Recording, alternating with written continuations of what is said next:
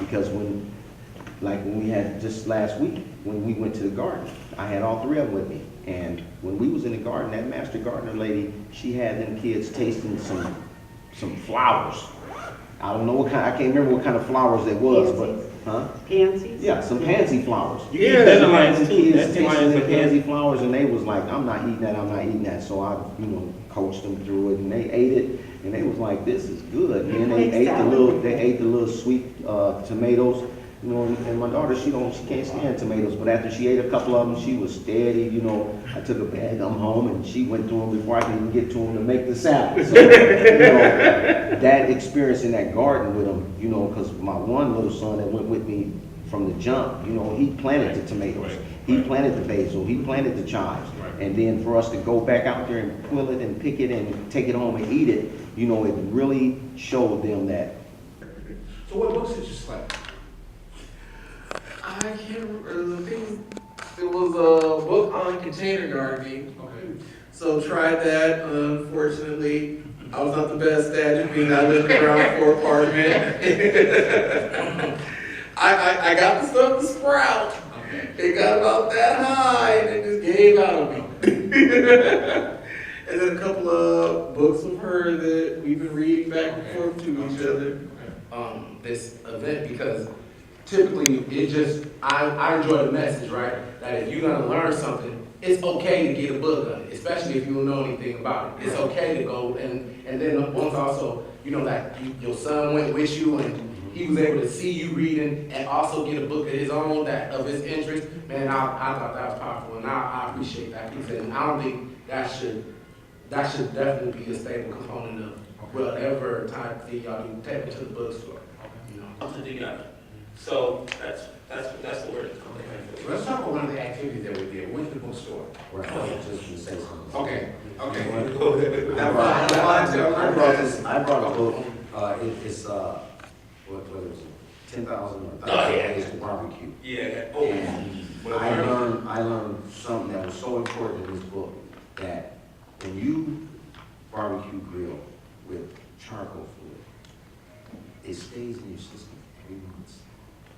It is such a toxic fluid that. Really? Yes, but it showed in there that you can take a charcoal starter, and it's just a little round thing, you put some wood in it. Yeah, the chimney. And I learned something that was so important in this book, that when you barbecue grill with charcoal fluid, it stays in your system for 3 months. It is such a toxic fluid that. Really? Yes, but it showed in there that you can take a charcoal starter, and it's just a little round thing, you put some wood in it. Yeah, the chimney. You're right. And you just put the charcoal in there, you put some wood in there, and a little paper, and it'll start the charcoal just like charcoal fluid. And it showed that you wanna have your charcoal white all around your pile, and then you spread it out. And then it's just different temperatures that you can let the charcoal burn to before you put certain types of meat on it. Yeah. To where you don't never have to even add no more charcoal. But, that was one interesting thing in that book. And then the book that my son got, he got the book. Once he told me about the program, I came. That was the day that we went to Cubs. It kind of, it did help me out. It kind of wanted me to relate to something that he was saying as far as like with the hook. Like if you want younger people to come, that's kind of like a good way to, start them off. Here these gift cards. We're gonna go to Cubs, see what type of healthy food you can get for this $25. Which was cool because we kind of all turned it into like a little game. We always trying to see, all right, what you finna get, Oh, okay. I'm gonna get this, and then we was all trying to say, okay, he gonna go over. We know that. The juice thing. Yeah, we thought we had real juice. So This ain't real. Hold on. I learned, and it kind of, having somebody there to kind of teach you that, just because it says wheat bread don't mean it's 100% wheat. Or just because it says 100% juice don't mean it's 100% vitamin C. So just things like that kind of, help you out. Make me start to kind of look for things like that. Like, Cause I used to always think like, you know, if it say it's wheat bread, you know, it's wheat bread. You know what I'm saying? I didn't know that, you know, you gotta look for the 100% wheat, you know, so, I mean, it was good knowledge though, and like I said, you know, that'll kind of be a way to just, you know, lure people in, you know. Y'all can still get something healthy out of it, because y'all there to make sure that they're gonna get something healthy, but it's a way to help learn, you know.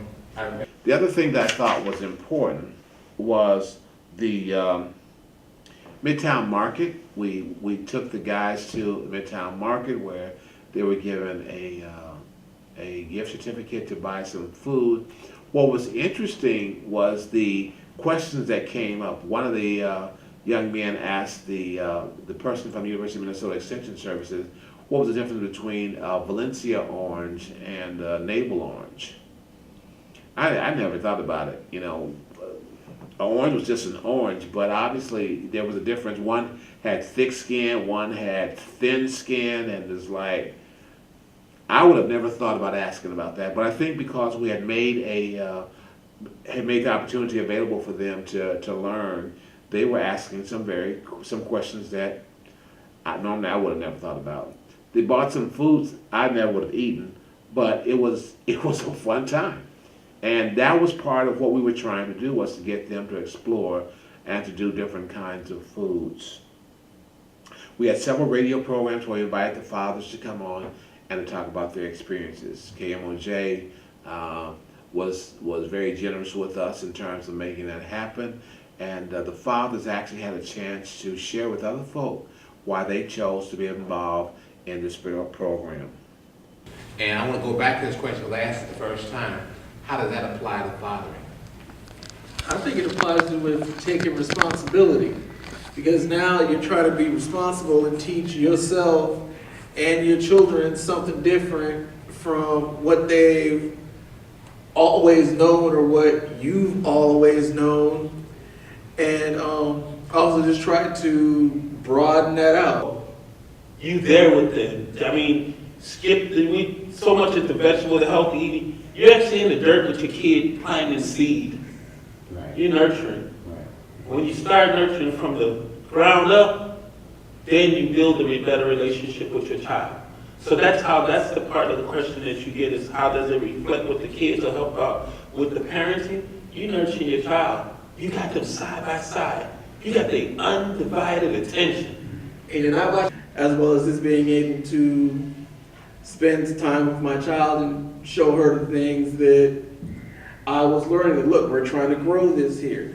This, as you see, you can take this and this turns into this, and this is what you make and eat. Oh, this is great. Because obviously my daughter, yes, she loves fruits and vegetables way more than me. To the point of where, take her to the grocery store, every other kid at 6 years old is looking for candy or cookies or something. No, I want tomatoes. I want green beans. To the point where she's outside, bag of green beans, like they're French fries. And three of her friends are just next to her looking at her like, what is wrong with you? You're eating those? They're not even cooked. She's just like, two at a time. And I'll say, come in here, I discovered that yes, that is good for you. You can do that. That's much better. That's going to make you strong, your teeth stronger, make you be more alert than all that sugar stuff. Okay, yeah, now you're attentive because you're running around the room like Tasmanian devil. But in 5 minutes, once that sugar wears off, you have sustainable energy to learn now. Well, it's been a joy having you in class too, man.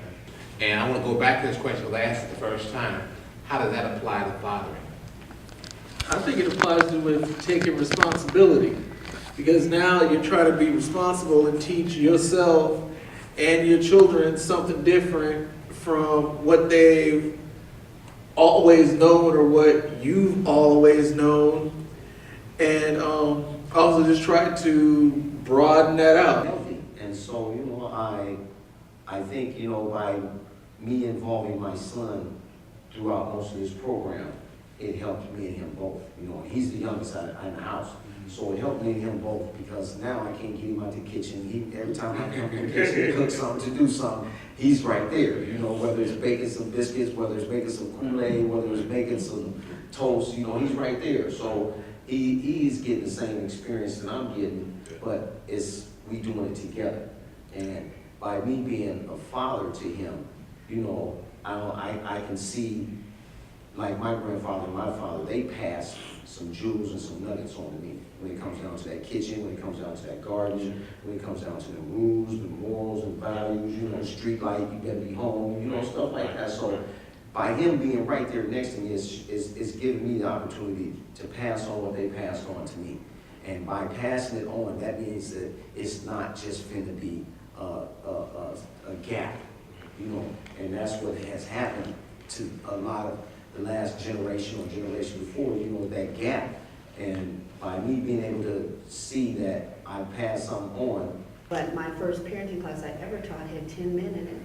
And when I opened up with my first presentation, everything I said, they go, oh, the mama take care of that, mama take care of that. And I'm like, okay, well, how am I gonna get these guys to engage in this parenting thing? Because it can't be just that they're the disciplinarians, because that's what moms go tell you daddy, I'm gonna tell you daddy. So I had to figure out a way to get the guys involved. And so, you know, I think, you know, by me involving my son throughout most of this program, it helped me and him both. You know, he's the youngest in the house. So it helped me and him both, because now I can't get him out the kitchen. Every time I come in the kitchen to cook something, to do something, he's right there. You know, whether it's baking some biscuits, whether it's making some Kool-Aid, whether it's making some toast, you know, he's right there. So he's getting the same experience that I'm getting, but we doing it together. I've been able to just recently have visitation with her. And every time when I do, you know, since I have to pay for visitation, I always don't want to have to pay for food and meals, you know what I'm saying? So I've been packing like real healthy stuff because... One of the other things that I think was interesting was the fact that in teaching them new things, it also made them feel more manly. You know, that shopping for food was not just a program for a woman. Yes. You know, making sure that their kids had healthy food was a great manly thing to do, and that it brought great value not only to them but also to their children's lives.